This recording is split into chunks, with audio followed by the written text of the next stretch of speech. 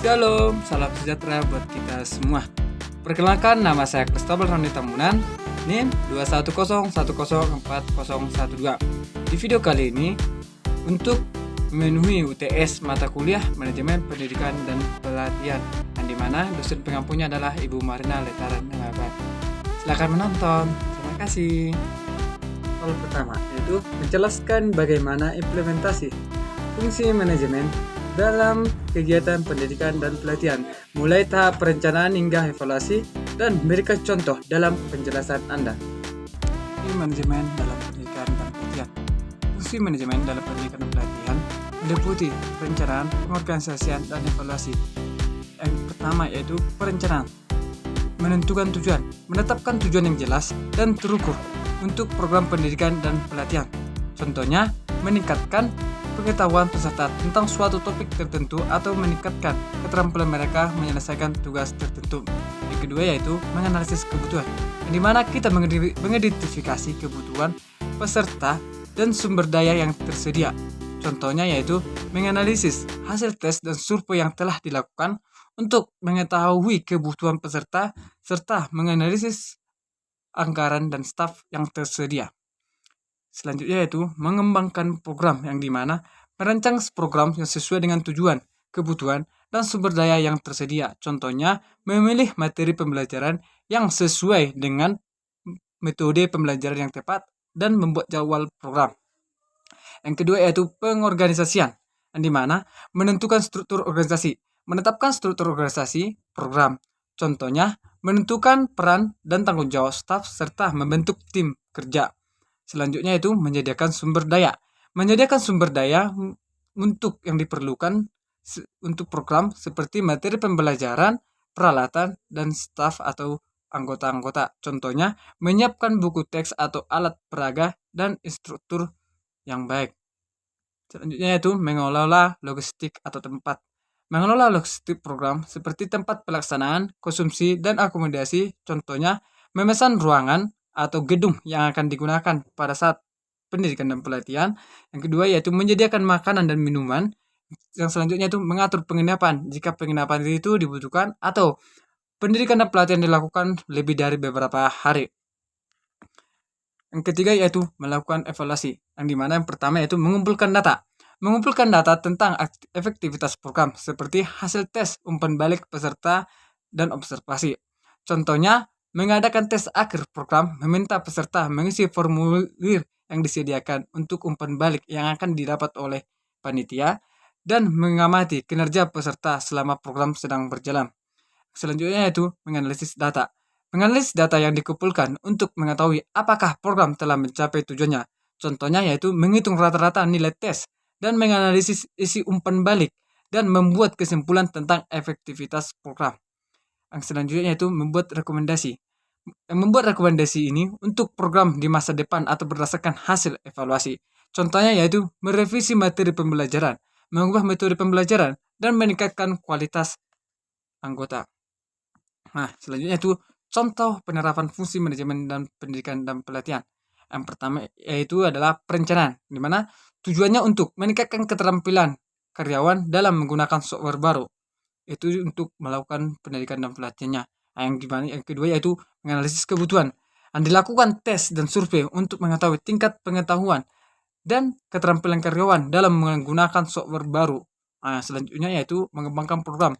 Dibuat program pelatihan yang terdiri dari materi pembelajaran tentang software baru, metode pembelajaran yang interaktif, dan jadwal pelatihan yang sesuai dengan kesibukan karyawan. Nah, yang selanjutnya itu pengorganisasian atau pembentukan anggota, yang dimana yang pertama yaitu struktur organisasi. Dibentuk tim pelatihan yang terdiri dari instruktur, fasilitator, dan staf atau administrasi. Yang kedua yaitu sumber dayanya. Disediakannya sumber daya seperti software baru atau komputer dan ruangan pelatihan yang akan digunakan. Nah, yang selanjutnya itu logistik, yang dimana itu mengatur konsumsi dan akomodasi bagi peserta dan pelatihan. Nah, yang selanjutnya itu evaluasi. Yang di sini adalah mengevaluasi pelatihan telah dilakukan. Yang dimana yang pertama itu kita mengumpulkan data. Dikumpulkan data tentang efektivitas program melalui tes akhir program yang telah berjalan, umpan balik peserta, dan observasi kegiatan tersebut. Selanjutnya yaitu menganalisis data. Kita di sini menganalisis data untuk mengetahui apakah program tersebut telah mencapai tujuan yang kita harapkan. Selanjutnya itu rekomendasi. Dibuat rekomendasi untuk program pelatihan di masa depan, seperti meningkatkan materi pembelajaran dan metode pembelajaran yang lebih baik lagi. Implementasi fungsi manajemen yang baik dalam kegiatan pendidikan dan pelatihan akan membantu mencapai tujuan yang diharapkan secara efektif dan efisien. Nomor 2 yaitu menjelaskan bagaimana cara melakukan analisis kebutuhan sebagai tahap awal dalam perencanaan kegiatan pendidikan dan pelatihan. Analisis kebutuhan dalam perencanaan pendidikan dan pelatihan. Analisis kebutuhan adalah tahap awal krusial dalam perencanaan kegiatan pendidikan dan pelatihan. Tujuannya untuk mengidentifikasi kesenjangan antara pengetahuan, keterampilan, dan sikap yang dimiliki individu untuk mencapai tujuan tertentu. Langkah-langkah dalam melakukan analisis kebutuhan. Yang pertama yaitu menetapkan tujuan, di mana menetapkan tujuan yang jelas dan terukur untuk program pendidikan dan pelatihan. Yang kedua yaitu mengidentifikasi masalah, yang di mana menentukan siapa yang akan mengikuti program pendidikan dan pelatihan. Yang ketiga yaitu mengumpulkan data, yang di mana menganalisis tugas dan tanggung jawab pekerjaan yang diidentifikasi, keterampilan dan pengetahuan yang dibutuhkan. Yang selanjutnya yaitu melakukan survei, memberikan survei kepada audiens untuk mengetahui kebutuhan dan preferensi yang dibutuhkan mereka. Selanjutnya yaitu melakukan wawancara dengan individu atau sekelompok untuk mendapatkan informasi yang lebih mendalam tentang kebutuhan mereka untuk meningkatkan kompetensi dan keterampilan mereka. Selanjutnya yaitu menganalisis data kinerja, yang dimana menganalisis data kinerja untuk mengidentifikasi area yang perlu ditingkatkan, yang bagian mana yang dibutuhkan para peserta yang akan kita lihat, dan apakah mereka itu membutuhkan pendidikan dan pelatihan untuk meningkatkan keterampilan atau untuk memajukan organisasi mereka. Selanjutnya yaitu menganalisis data, yang dimana mengidentifikasi kesenjangan antara pengetahuan dan keterampilan dan sikap yang dimiliki audiens saat ini dengan yang dibutuhkan untuk mencapai tujuan mereka. Selanjutnya yaitu menentukan prioritas kebutuhan berdasarkan urgensi dan dampak terhadap pencapaian tujuan. Dan selanjutnya yaitu menyusun laporan. Yang dimana kita membuat laporan yang berisi hasil analisis kebutuhan dan membuat kesimpulan dan rekomendasi untuk melakukan program dan pendidikan dan pelatihan. Selanjutnya itu metode pengumpulan datanya. Yang pertama itu menganalisis deskripsi pekerjaan, uraian tugas, dan standar kompetensi kerja yang mereka untuk meningkatkan keterampilan dan pengetahuan. Selanjutnya survei, menyusun dan menyebarkan survei online atau offline kepada peserta atau audiens yang akan dituju. Selanjutnya yaitu melakukan wawancara individual atau kelompok dengan audiens. Yang selanjutnya itu melakukan observasi atau mengamati dan meneliti kinerja audiens di tempat kerja. Apa mereka memiliki kekurangan? Jika mereka memiliki kekurangan, di situ kita dapat kesimpulan untuk melakukan pelatihan dan pendidikan. Yang selanjutnya itu melakukan kelompok fokus, yang dimana mengadakan diskusi kelompok dengan audiens untuk mendapatkan informasi yang beragam dan memiliki perspektif yang berbeda-beda, yang dimana yang paling urgent untuk dilakukan pendidikan dan pelatihan setelah kita bisa mengambil kesimpulan untuk melakukan pendidikan dan pelatihan. Terima kasih. Contoh soalnya yaitu ceritakanlah tentang analisis kebutuhan yang telah dilakukan oleh kelompok, yang dimana what, why, when, where, and how, mulai dari perencanaan hingga tahap pelaporan dan pelatihan apa yang direncanakan. Kami melakukan analisis kebutuhan pada pemuda-pemudi gereja di Pentakosta Kecamatan Garuga. Yang pertama itu kami bertanya tentang apa saja pertanyaan-pertanyaan yang cocok untuk menggali atau mendapat informasi pada pemuda-pemudi gereja di Pentakosta Kecamatan Garuga. Yang kedua, mengapa harus pemuda-pemudi di Pentakosta atau di gereja Pentakosta Kecamatan Garuga? Kami melakukannya analisis kebutuhan di sana karena di sana kami mendapatkan data bahwasanya pemuda-pemuda itu sering mengikuti kegiatan acara-acara seperti MC, acara-acara ibadah-ibadah yang dimana sering mereka menjadi MC di sebuah acara. Yang kedua, kapan kami lakukan analisis kebutuhan? Kami melakukan menganalisis kebutuhannya itu pada saat kami pulang kampus. Kami menghubungi secara online atau via telepon. Kami mewawancarai pemuda-pemudi yang ada di Gereja Pentakosta Kecamatan Garuga. Yang kedua, di mana? Di mana kami melakukan analisis kebutuhan? Kami melakukan analisis kebutuhan di tempat kami, dan ada satu orang perwakilan dari kami pergi ke lokasi tersebut untuk melakukan analisis kebutuhan, di mana dia juga salah satu dari pemuda-pemudi gereja tersebut. Yang selanjutnya itu siapa? Kami juga siapa saja yang akan mengikuti pelatihan-pelatihan yang kami lakukan atau yang kami analisis. Kami menganalisis para pemuda-pemudi yang ada di gereja itu, dan siapa-siapa saja yang paling bisa atau paling sering mengikuti MC atau melakukan MC di acara itu tersebut. Dan bagaimana kami melakukan pendekatan terhadap pemuda-pemudi? Kami melakukan pendekatannya adalah dengan cara berbicara terlebih dahulu kepada pemuda-pemudi tersebut. Kami melakukan pendekatan mudah karena ada salah satu teman kami, yaitu salah satu pemuda-pemudi di Pentakosta Kecamatan Garuga. Setelah itu kami menganalisis kebutuhan-kebutuhan apa saja yang mereka butuhkan. Kami bertanya tentang apa sih yang sering mereka lakukan dan apa saja yang mereka butuhkan di gereja. Dan kami bertanya dan orang itu menjawab mereka itu sering MC. Jadi kami mengambil kesimpulan bahwasannya ini adalah hal yang paling relevan, paling baik untuk dilakukan pendidikan dan pelatihan. Dan di mana kami juga bertanya, kenapa emang kalian MC? Mereka sering menghadapi, mereka merasa grogi, tidak, kadang bicaranya kurang bagus, dan kadang public speaking mereka kurang bagus. Jadi kami mengambil kesimpulan untuk menganalisis kebutuhan dan melakukan pendidikan dan pelatihan pada untuk meningkatkan keterampilan MC mereka. Jadi di situ kami menganalisis dan mengambil untuk melakukan pendidikan dan pelatihan MC.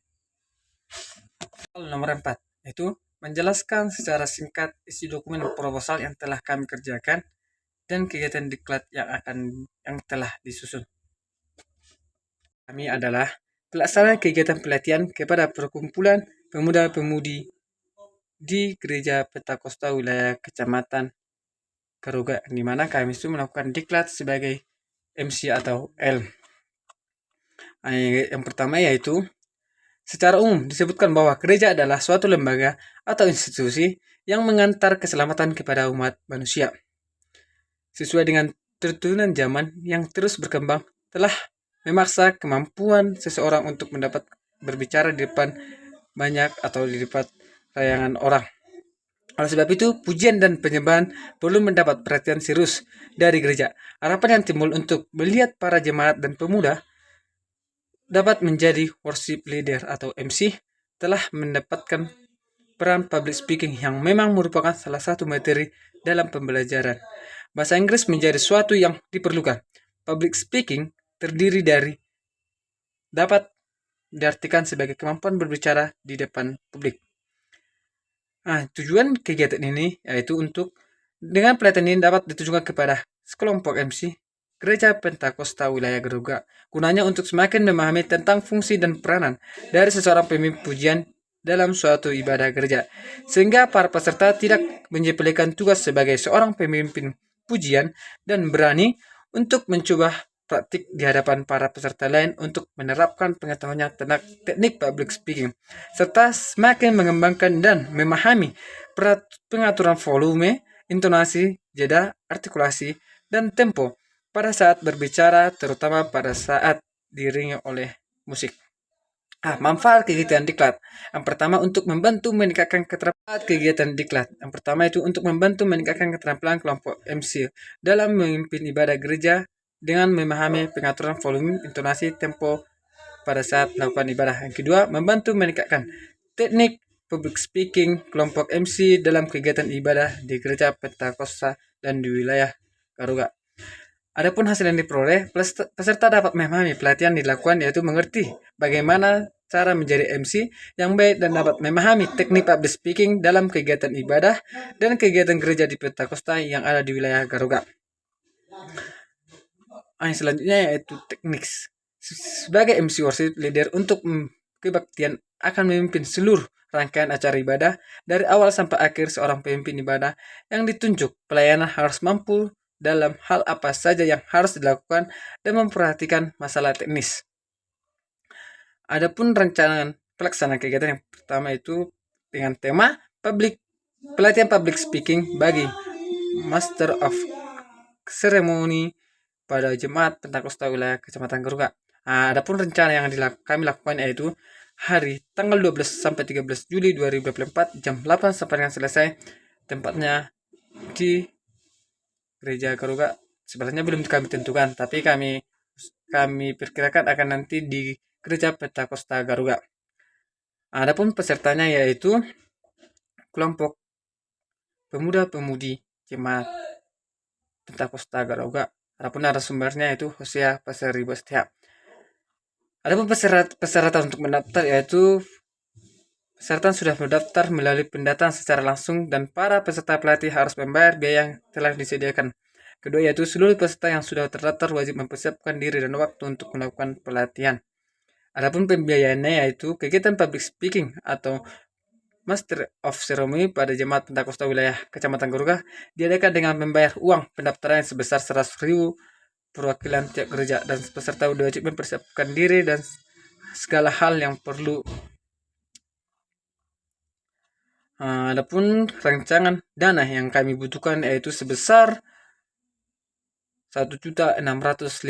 Yang pertama yaitu laptop 50.000, spanduk 100.000, uang terima kasih sebesar 500.000, biaya tidak terduga sebesar 250, dan jumlah pemasukannya 1.900.000 dan jumlah pengeluaran 1.650.000 dan biaya tak terduga nanti, jika lebih nanti dimasukkan ke biaya tak terduga. Adapun rundown acaranya akan dimulai dari jam 8 sampai jam 5:30. Adapun perangkat acara yang pertama yaitu ketuanya Christopher Roni Tambunan, sekretaris Andreas Simanjuntak dan bendahara Yohanes Lale. Dan peralatan yang dibutuhkan yaitu laptop, fokus, dan speaker, kursi, dan alat tulis. Adapun benefit yang didapat saat kegiatan diklat yaitu materi yang argen yang diperbincangkan dalam organisasi, pelatihan mengembangkan keterampilan public speaking para MC, menambahkan pengetahuan dan keberanian setiap anggota, snack dan makan siang.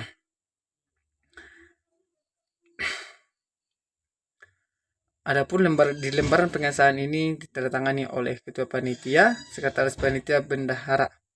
Adapun penasihatnya yaitu Ibu Marina Letaran. Hal nomor 5 yaitu menjelaskan kendala apa saja yang mungkin dapat terjadi dalam manajemen diklat yang telah direncanakan oleh kelompok saya dan menjelaskan apa alternatif solusi untuk mengatasi kendala tersebut. Kendala yang dihadapi dalam pelatihan diklat yang telah kami susun yaitu yang pertama itu tentang dana. Dana yang akan didapatkan itu mungkin akan sulit untuk didapatkan karena masih banyak yang minim soal keuangan. Yang kedua yaitu soal waktu. Soalnya para peserta yang mengikuti acara itu adalah kebanyakan para pemuda-pemudi yang dimana mereka memiliki kesibukan. Kesibukannya itu bermain, mengerjakan tugas sekolah, dan mengikuti les-les di luar jam sekolah. Yang selanjutnya itu adalah soal tempat, yang dimana tempat belum dapat kami tentukan, dimana tempatnya itu belum strategis. Dan adapun solusi yang kami buat yaitu solusinya adalah soal pendanaan. Kami akan membuat solusinya itu dengan cara membuat atau mengumpulkan dana yang dimana kami meminta dana atau sumbangan terhadap orang tua yang ada di Gereja Pentakosta Garuga. Soal tempatnya kami akan menentukan lokasi tempat yang strategis dan pas untuk melakukan pelatihan tersebut, yang dimana kami akan langsung terjun ke lapangan untuk mengecek lokasi mana yang paling cocok untuk melakukan pendidikan dan pelatihan. Baru yang selanjutnya yaitu adalah soal waktu untuk melakukan pendidikan pelatihan A. Kami akan membuat surat untuk sekolah supaya pendidikan dan pelatihannya itu supaya mereka dapat diizinkan untuk mengikuti pendidikan dan pelatihan. Kami akan membuat surat resmi untuk para peserta yang akan mengikuti pendidikan dan pelatihan. Yang kami tuju adalah untuk sekolah-sekolah mereka yang menempuh pendidikan. Sekian hasil video saya. Jika ada tutur kata saya yang salah, saya mohon maaf. Terima kasih. Shalom.